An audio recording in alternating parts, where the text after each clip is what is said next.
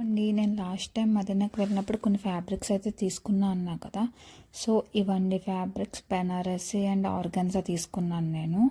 So దీన్ని నేను ఎలా స్టిచ్ చేయించుకున్నది అనేది మీకు చూపిస్తాను. ఈ బెనారసీ వచ్చి నేను ప్రిన్సెస్ కట్ పెట్టించుకొని అండ్ సైడ్ బటన్స్ పెట్టించుకున్నాను.